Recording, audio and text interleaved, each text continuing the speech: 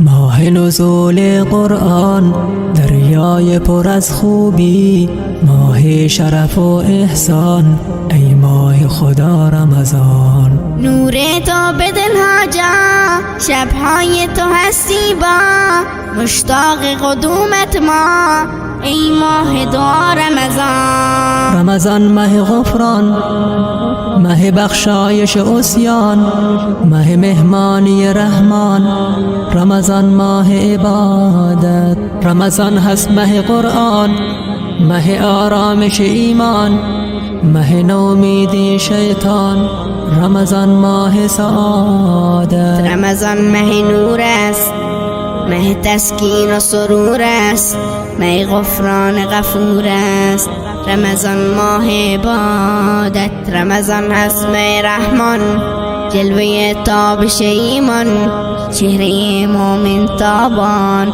رمضان ماه سعادت. رمضان ماه غفران، ماه بخشایش عصیان، ماه مهمانی رحمان، رمضان ماه عبادت. رمضان هست ماه قرآن، ماه آرامش ایمان، ماه نومیدی شیطان، رمضان ماه سعادت. ای رمضان ماه خدا، فرصتنا ذکر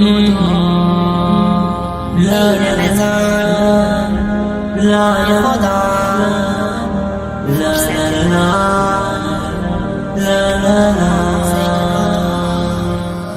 رمضان ماه غفران، ماه بخشایش عصیان، ماه مهمانی رحمان، رمضان ماه عبادت. رمضان هست ماه قرآن، ماه آرامش ایمان، ماه نومیدی شیطان، رمضان ماه سعادت. رمضان ماه نور است، ماه تسکین و سرور است، ماه غفران غفور است، رمضان ماه عبادت. رمضان هست ماه رحمان، جلوه تابش ایمان، چهره مومن تابان، رمضان ماه سعادت. رمضان ماه غفران، ماه بخشایش عصیان، ماه مهمانی رحمان، رمضان ماه عبادت. رمضان هست ماه قرآن، ماه آرامش ایمان،